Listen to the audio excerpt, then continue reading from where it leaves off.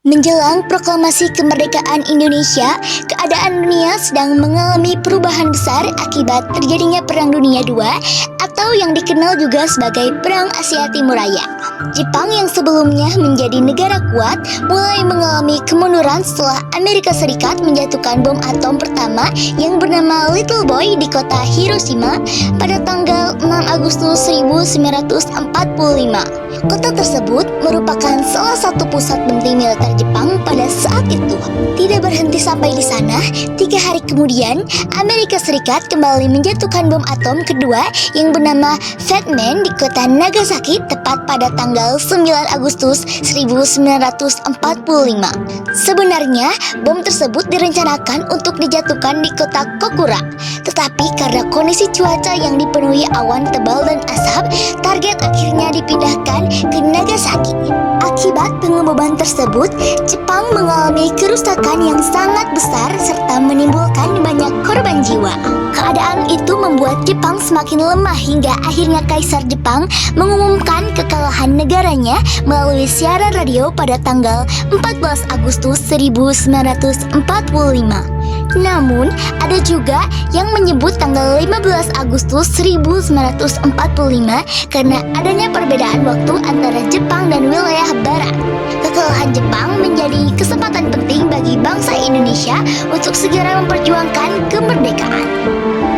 Sebelum proklamasi dilaksanakan, Soekarno, Muhammad Hatta, dan Regiman Wedyo-Diningrat dipanggil oleh Jenderal Trauci ke Dalat, Vietnam pada tanggal 9 Agustus 1945.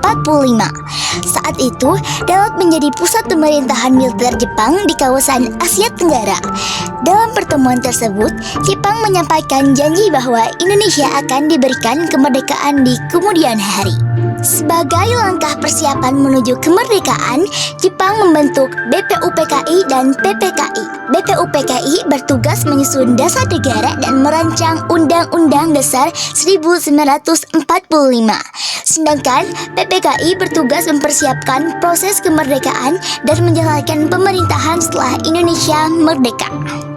Setelah mendengar kabar kekalahan Jepang, golongan muda segera bergerak cepat. Mereka berpendapat bahwa Indonesia harus memproklamasikan kemerdekaan tanpa bantuan maupun campur tangan Jepang. Tokoh-tokoh muda seperti Sukarni, Wikana, Khairul Saleh, dan Yusuf Kunto mendesak Soekarno serta Muhammad Hatta agar segera menyatakan kemerdekaan Indonesia setelah kembali dari Vietnam pada tanggal 15 Agustus 1945. Golongan muda menganggap situasi saat itu merupakan peluang terbaik bagi bangsa Indonesia untuk meraih kemerdekaan. Namun, terjadi perbedaan pendapat antara golongan muda dan golongan tua. Golongan muda ingin proklamasi dilakukan secepat mungkin, sedangkan golongan tua ingin menunggu keputusan yang lebih pasti agar tidak menimbulkan bertumpahan darah. Karena perbedaan pendapat tersebut, pada tanggal 16 Agustus 1945, Soekarno dan Muhammad Hatta dibawa oleh para pemuda ke Rengas Dengklok. Tujuannya adalah menjauhkan mereka dari pengaruh Jepang sekaligus mendesak agar proklamasi segera dilakukan. Para pemuda juga menginginkan agar berita proklamasi diumumkan melalui radio supaya cepat diketahui oleh seluruh rakyat Indonesia.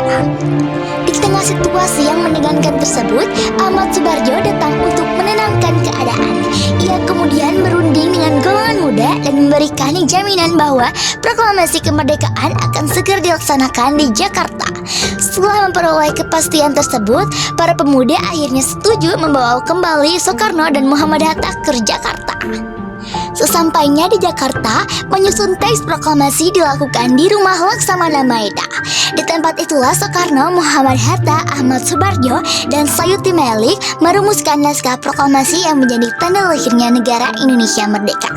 Saat itu, konsep naskah ditulis langsung oleh Soekarno dan kemudian diketik oleh Sayuti Melik. Pada pagi hari tanggal 17 Agustus 1945, teks proklamasi kemerdekaan Indonesia akhirnya dibacakan di rumah Soekarno yang berada di Jalan Pegangsaan Timur nomor 56 Jakarta. Peristiwa tersebut menjadi awal berdirinya bangsa Indonesia sebagai negara merdeka dan berdaulat. Keesokan harinya, tepat pada tanggal 18 Agustus 1945, PPKI mengadakan sidang yang menghasilkan pengesahan Undang-Undang Dasar 1945 serta menetapkan Soekarno sebagai presiden dan Muhammad Hatta sebagai wakil presiden Indonesia pertama. Setelah Indonesia memproklamasikan kemerdekaan pada tanggal 17 Agustus 1945, penyerahan resmi Jepang kepada sekutu dilakukan pada tanggal 2 September 1945 di atas kapal USS Missouri milik Amerika Serikat. Peristiwa tersebut sekaligus menandai berakhirnya Perang Dunia II secara resmi.